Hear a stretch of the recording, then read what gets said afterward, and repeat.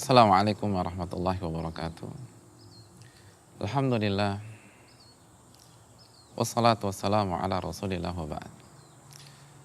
Pemirsa yang dirahmati oleh Allah subhanahu wa ta'ala, apakah Anda seorang ayah?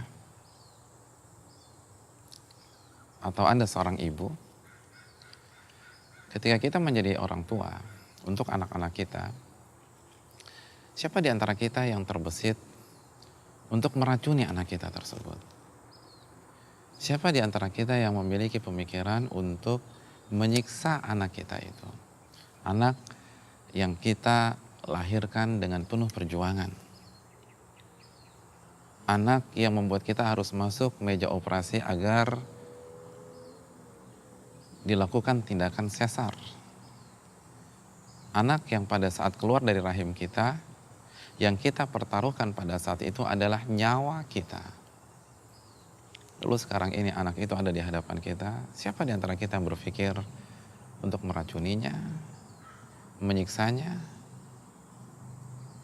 mengadabnya, dan seterusnya? Saya rasa orang tua yang memiliki fitrah tidak akan berpikir ke arah sana. Kenapa demikian? Karena kita sebagai orang tua sangat sayang kepada anak kita.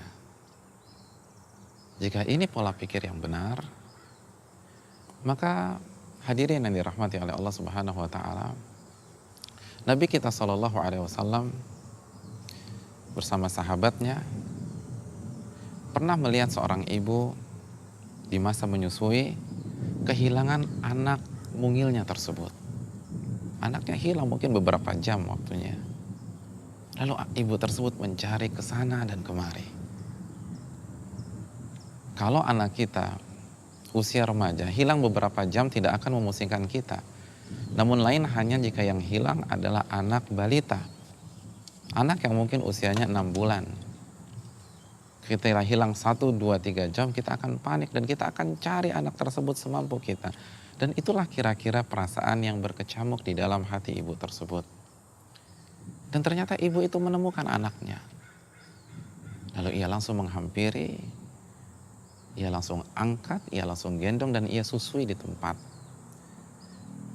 Ia langsung curahkan dan ungkapkan rasa rindunya kepada anak tersebut. Rasa kasih sayangnya kepada anak kecilnya itu. Ketika melihat sebuah pemandangan yang sangat haru, pemandangan yang penuh dengan ekspresi kasih sayang seorang ibu, Nabi SAW tidak menyanyiakan kesempatan tersebut. Nabi bertanya kepada para sahabatnya, bagaimana menurut kalian? Apakah ibu itu tega melemparkan anaknya ke kobaran api? Tentu saja kita bisa menjawab dengan cepat. Tidak mungkin. Dan itulah jawaban para sahabat radhiyallahu ta'ala anhum. La wahya taqdiru ala alla tatrahahu. Tidak mungkin selama ibu tersebut bisa mempertahankan anaknya. Dia tidak mungkin melemparkan anak yang baru ia temukan, yang baru ia peluk, yang baru ia hangatkan dengan kasih sayangnya, lalu ia lemparkan ke kobaran api. Mana mungkin ada ibu seperti itu?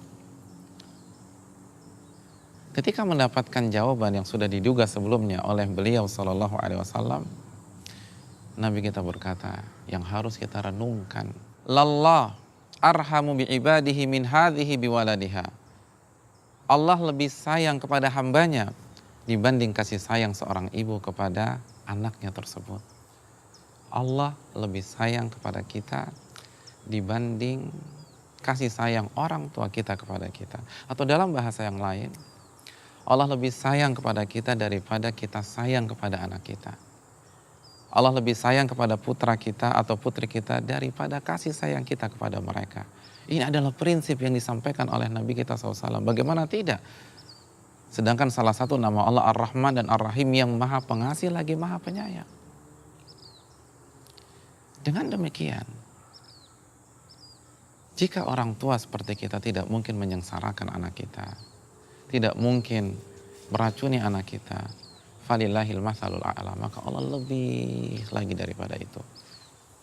Allah Subhanahu wa ta'ala tidak mungkin menurunkan agamanya, tidak mungkin memerintahkan dan melarang yang tujuannya hanya untuk menyengsarakan kita. Tidak mungkin Allah melarang sesuatu yang fungsinya untuk memenjarakan kita, membatasi aktivitas kita.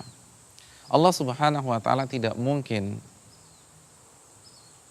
menurunkan tata cara berbusana yang tujuannya dan fungsinya hanya untuk membatasi dan mengurangi mobilitas kita. Tidak mungkin.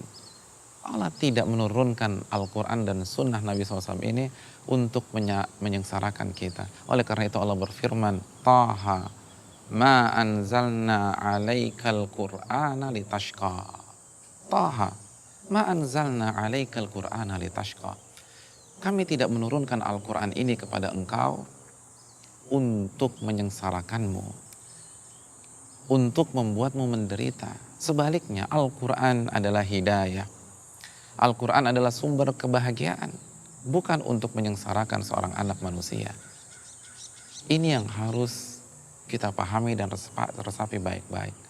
Saya ingin bertanya kepada para orang tua, ketika kita sayang dengan anak kita, apakah kita biarkan dia hidup bebas begitu saja atau kita atur kehidupannya? Tentu saja jawabannya kita akan atur. Kita akan atur waktu belajarnya dan waktu mainnya. Kita akan atur waktu istirahatnya dan waktu seriusnya. Ketika kita sayang dengan anak kita, bukan berarti kita bebaskan dia untuk main PlayStation misalnya. Kita bebaskan dia untuk main bersama teman-temannya dan pulang jam 1 dan jam 2 malam. Kita akan atur. Kenapa? Karena saya sayang dengan anak saya.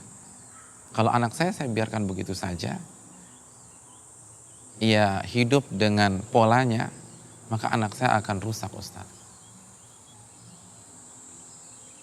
Maka seperti itulah peraturan yang kita hadapi ketika kita masuk ke dalam agama Islam. Allah menurunkan perintah dan Allah menurunkan larangan. Allah membatasi kita bukan untuk menyengsarakan kita. Namun Allah Subhanahu wa taala ingin membuat kita hidup bahagia. Agama ini adalah bentuk kasih sayang Allah kepada kita. Ketika Nabi mengatakan kita harus begini dan kita tidak boleh begitu, bukan karena Nabi ingin membatasi kita. Karena Nabi sangat penyantun dan sayang kepada kita. Ingat ke akhir-akhir surat At-Taubah ketika Allah berfirman tentang nabinya, bil mu'minina raufur rahim. Nabi sangat penyantun dan penyayang kepada orang-orang beriman. Tidak mungkin Nabi membuat aturan atau memperlihatkan keteladanan yang tujuannya untuk menyengsarakan kita sebagai umatnya.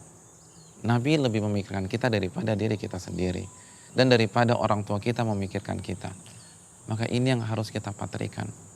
Ketika Allah Subhanahu wa taala memerintahkan kita untuk beribadah, untuk sholat, untuk berpuasa, untuk berzikir, itu adalah bentuk kasih sayang Allah kepada kita.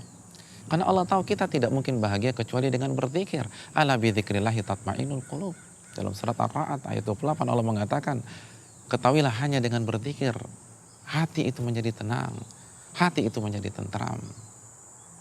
Ketika Allah Subhanahu wa taala memerintahkan kita untuk beramal, jangan habiskan waktu kita hanya dengan bercanda, sibuk dengan dunia, namun kita harus beramal. Itu untuk kebaikan kita. Allah sayang sama kita. Allah tidak ingin kita sengsara di dunia yang fana ini. Hidup ini hanya sekali. Allah tidak ingin kita sengsara. Allah berfirman, barang siapa yang beramal soleh, baik laki-laki maupun wanita, dalam kondisi ia beriman, maka kami akan anugerahkan kehidupan yang penuh dengan kebahagiaan. Kebahagiaan hanya bisa didapatkan dengan amal soleh. Dan Allah tahu itu. Ketika Allah mengatur, dan Nabi SAW menjelaskan, itu adalah bentuk kasih sayang kepada kita. Maka jangan cepat-cepat kita membantah. Pikirkan dulu. Kenapa kita melarang anak kita pulang malam? Karena kita sayang kepada dia. Ketika kita sayang kepada anak kita, kita harus menggunakan kata-kata haram pada tempatnya. Tidak mungkin peraturan itu boleh semua. Tidak mungkin peraturan itu halal semua. Anak kita usia 5 tahun, atau anak kita kelas 4 SD misalnya pulang dengan merokok ketika masuk pintu rumah kita. Apakah kita diamkan? Tidak, kita akan tegur. Kita akan larang. Lalu anak kita marah dan mengatakan, ibu jangan batasi aku. Kita katakan, ibu bukan membatasimu, tapi ibu sayang sama kamu. Benda itu tidak bagus untukmu. Bukan bentuk kasih sayang ketika anak kita pulang jam 1 malam kita biarkan. Bukan sebuah bentuk kasih sayang ketika anak kita bawa wanita yang bukan mahram ke rumah dan menginap di rumah kita, kita biarkan. Bukan sebuah bentuk kasih sayang ketika anak kita memakai pakaian dalam keluar rumah, itu kita biarkan. Bukan sebuah kasih sayang ketika anak kita menghisap rokok, kita biarkan. Bukankah kerangka berpikirnya sama, pemirsa yang dirahmati oleh Allah Subhanahu wa taala? Kenapa kita tidak mau diatur oleh Allah yang sangat sayang kepada kita? Dan kenapa kita tidak mau mengikuti ajaran Rasulullah SAW yang sangat sayang kepada kita? Ini yang harus kita renungkan. Agama kita diturunkan oleh Allah bukan untuk menyengsarakan kita. Dan sebaliknya, Allah berfirman dalam surat Taha, "Wa man a'rada an dzikri fa inna lahu ma'isyatan donka." Dan barang siapa berpaling dari peringatanku, berpaling dari agamaku, maka ketahuilah dia akan menjalani kehidupan yang penuh dengan derita dan sengsara. Semoga prinsip ini dapat kita pahami dan semakin sadar bahwa Allah sangat menyayangi kita dan Nabi kita SAW pun menyayangi kita, sehingga tidak ada perasaan berat hati untuk mengerjakan perintah dan menjauhi larangan Allah, karena syiar kita sebagaimana yang Allah firmankan dalam surat Nur ayat 51, sami'na wa ata'na, kami dengar dan kami taat. Kenapa? Karena kita sedang berhadapan dengan kasih sayang Allah Subhanahu wa taala dan Rasulnya sallallahu alaihi wasallam. Aqulu qouli hadza wa astaghfirullah li wa lakum, subhanakallahumma bihamdika asyhadu an la ilaha illa anta astaghfiruka wa atubu ilaik. Assalamualaikum warahmatullahi wabarakatuh.